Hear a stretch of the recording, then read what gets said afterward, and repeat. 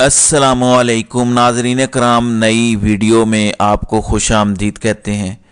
क्या आपको पता है कि जिस भगोड़े को गारंटी दे के पाकिस्तान लाया गया था कि इक़्तिदार आपकी झोली में फेंकेंगे, आपको मसनद इक़्तिदार पर उठा के, जैसे बच्चे को उठा के बिठाते हैं उसकी हाई चेयर पर खाना खिलाने के लिए, ऐसे आपको मुल्क खाने के लिए इक़्तिदार के हाई चेयर पर बिठाया जाएगा।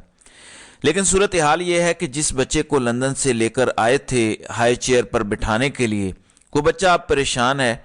वो बच्चा अब फ़ोनों पे राब्ते कर रहा है, मुलाकातों में कह रहा है कि ये हो क्या रहा है। मुझे तो कहा गया था कि पाकिस्तान तहरीक इंसाफ का कोई बंदा नॉमिनेशन पेपर ही दाखिल नहीं करवा सकेगा, लोग खौफ के मारे घरों में बैठे डरे होंगे। तो ये सब क्या हो रहा है, मैं आपको बताता हूँ कि ये किस तरह से अब मजीद पाकिस्तान तहरीक इंसाफ के लोगों को गिरफ्तार करने का प्लान बना चुके हैं। जबकि बल्ले के निशान के हवाले से इस वक्त पेशावर हाई कोर्ट के अंदर जो है पाकिस्तान तहरीक इंसाफ ने अपील दायर कर दी है। इस हवाले से भी कुछ तफसीलात हैं, कुछ चीज़ें सामने आई हैं जो मैं आपके सामने रखूँगा, और उम्मीद है कि कुछ लोग जिन्होंने कागजात नामजदगी जमा करवाए हैं उन तक भी मालूमात पहुँचेंगी ताकि उन्हें फ़ायदा हो। लेकिन पहले हम देख लेते हैं कि कितने अहम लोग थे जो नहीं कागजात जमा करवा सके। उनके मैं आपको नाम बता देता हूँ। मियांवाली के हल्का NA 90 से अमजद खान नियाजी के कागजात नहीं दाखिल हो सके क्योंकि वो गिरफ्तार हैं, उन पर शदीद तशद्दुद भी हुआ है, मल्टीपल टाइम्स हुआ है। तो उनके जब लोग उनसे दस्तखत करवाने गए तो उन्हें नहीं मिलने दिया गया। दूसरे नंबर पर सलीम जोड़ा साहब हैं, तीसरे नंबर पे अमार बशीर, फिर ये लाहौर से हैं PP 162 से, फिर हैदर मजीद हैं PP 161 से, फिर बैरिस्टर हसन नियाजी और हैदर मजीद हैं, दोनों इस टाइम आर्मी की कैद में हैं, उनके कागजात भी जमा नहीं हुए। और नाजिम रजा PP 96 चिन्योट से, उनके कागजात जमा नहीं हुए। इंतज़ार हुसैन पंजोथा जो इमरान खान के वकला टीम के मेंबर हैं, उनके भी सरगोधा से कागजात नहीं जमा हुए। तो ये 8-10 नाम हैं जिनके कागजात जमा नहीं हो सके। लेकिन आपको मैं ये बताता चलूँ कि इनके अलावा मज़ीद लोगों ने इन्हीं हलकों से जो तहरीक इंसाफ के टिकट के ख्वाहिशमंद हैं जमा करवाए हैं पेपर्स। तो तहरीक इंसाफ ने कोई हलका खाली नहीं छोड़ा। तो ऐसे में क्या कार्रवाई डाली जा रही है? इमरान रियाज खान के दोस्त हैं महर शराफत अली, उन्होंने आप बीती बयान किया, मैं आपको थोड़ी सी पढ़ के सुनाता हूँ। वो कहते हैं कि हाई अलर्ट, PTI उम्मीदवार मुतवज्जे हों। तकरीबन 4:45 बजे शाम को मेरी लीगल टीम के एक फ़र्द को नंबर उन्होंने शेयर किया है कि इस नंबर से कॉल आई। ये PTCL का नंबर था और बंदा खुद को RO का नुमाइंदा बता रहा था, यानी रिटर्निंग ऑफिसर का नुमाइंदा बता रहा था। उसने कहा कि कल 3 बजे आपने स्क्रूटनी के लिए RO के दफ्तर जहां कागजात नामजदगी जमा करवाए हैं वहां नहीं आना बल्कि दूसरी जगह पे आना है, और जिसका पता उसने building number 114 C quality ground extension cantt नज़द 7 फाटक बताया। जबकि उसूली तौर पर स्क्रूटनी उसी जगह होती है जहां कागजात नामजदगी दाखिल करवाए जाते हैं, और इसका पता है 50B3 गुलबर्ग लाहौर। हो सकता है कि ये कॉलें तमाम PTI उम्मीदवारों को करें ताकि वो अपनी टीमों को दूसरे एड्रेस पर भेजें, वहां उनको अगवा करें या वक्त ज़ाया करके स्क्रूटनी के लिए ना पहुंचने दें, और इस तरह कागजात नामजदगी मुस्तरद हो जाएं। तो तमाम दोस्त होशियार रहें। किसी की लीगल टीम को कोई भी कॉल आए तो फ़ौरन सोशल मीडिया पर दूसरों को आगाह करें ताकि हम इस मुश्किल वक्त में एक दूसरे की सपोर्ट से मुखालिफिन को हर बार की तरह इस बार भी शिकस्त से दो चार करें। तो ये प्लान का एक हिस्सा है। तजवीज़ कुनिंदा और तायद कुनिंदा को भी अगवा किया जाना शुरू कर दिया गया है। ऑलरेडी बहुत सारे लोग ये कह रहे हैं कि हमारे तजवीज़ कुनिंदा और तायद कुनिंदा उठा लिए गए हैं, उनके घरों पर छापे मारे गए हैं ताकि जब कंफर्म करने के लिए बुलाया जाए उन्हें तो वो ना पहुंच सकें। और इस बुनियाद पे कि उनको बहाना बना के कि आए नहीं तजवीज़ कुनिंदा और तायद कुनिंदा, कागजात मुस्तरद किए जाते हैं। ऐसे में केस लॉ क्या कहता है? एक हाई कोर्ट का फैसला मौजूद है जो मैं आपके सामने रखता हूं। उस फैसले में लिखा है कि सिर्फ ये वजह कि तजवीज़ कुनिंदा या तायद कुनिंदा पेश नहीं हो सके RO के दफ्तर, कागजात मुस्तरद नहीं किए जा सकते। यानी इसका कोई सॉलिड रीज़न होना चाहिए।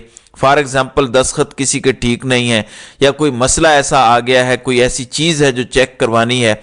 उसके अलावा आप बगैर किसी वजह के जी RO जी अप्रूवर आए, اور پرپوزر آئے، اس کی ضرورت نہیں ہے. یہ عدالت کا فیصلہ موجود ہے، یہ کیس لا ہے اور اس کو فالو کرنا پڑے گا، اور لوگ اسی فیصلے کو اٹھا کے ہائی کورٹ میں چیلنج کریں گے جو یہ کاغذات مسترد کریں گے ان کے.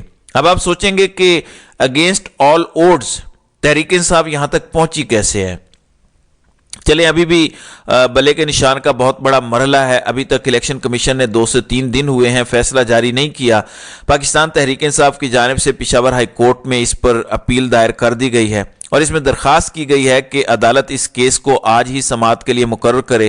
دیکھنا یہ ہے کہ عدالت اس پر کرتی کیا ہے. 10 سے 13 تاریخ کے درمیان یہ سب فائنل ہو جانا ہے جنوری کو.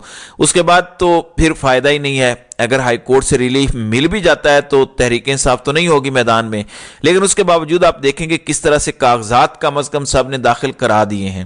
کیونکہ پہلا جو اٹیک کیا گیا تھا وہ یہ تھا کہ جب ہم بلے کا نشان لے لیں گے، این اس وقت جب کاغذات جمع کروانے میں ہیں لوگ دل چھوڑ کے گھر بیٹھ جائیں گے کہ آزاد ہم کہاں لڑ سکتے ہیں. لیکن اب ایسے لوگوں نے کاغذات جمع کروا دیے ہیں جو آزاد کونسلر بھی نہ بن سکیں.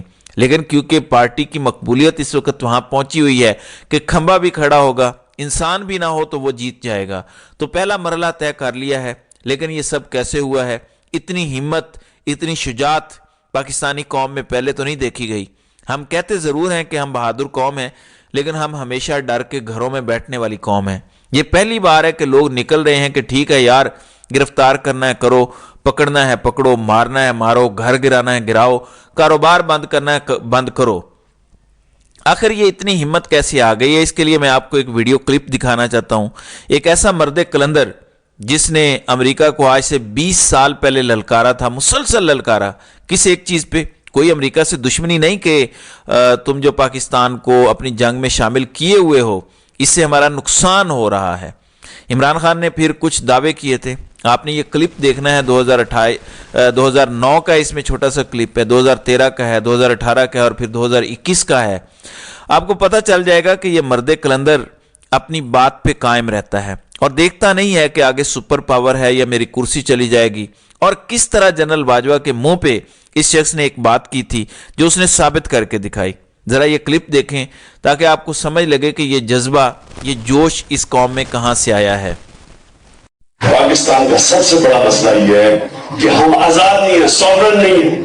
ہماری فارن پالیسی غلام ہے کہ ایک ملک جب تک آزاد فیصلے نہیں کرتا وہ یہی حرکتیں کرے گا جو آج ہم کر رہے ہیں. کہ جنگ کسی کی ہے، جنگ ہم نے اپنی بنا لی. میں پرائم منسٹر ہوتا، میں اوباما کو سیدھا جا کے کہتا کہ دیکھیں ہمارا ملک تباہ ہو رہا ہے، ہمارے 50,000 لوگ مر رہے ہیں، ہر روز لوگ مر رہے ہیں، آپ نے ڈرون نہیں کرنا. میرا 1 پوائنٹ ایجنڈا ہوتا، چھوڑیں باقی کے بھیک مانگنا یہ وہ ایک، کیونکہ میرے ملک میں امن ہوگا تو ملک آگے بڑھے گا. اوباما سے میں یہ کہتا کہ دیکھیں آپ کا کام اپنے ملک کے انٹرسٹ پروٹیکٹ کرنا ہے، میرا کام میرے ملک کے عوام کے لوگوں کے انٹرسٹ پروٹیکٹ کرنا ہے.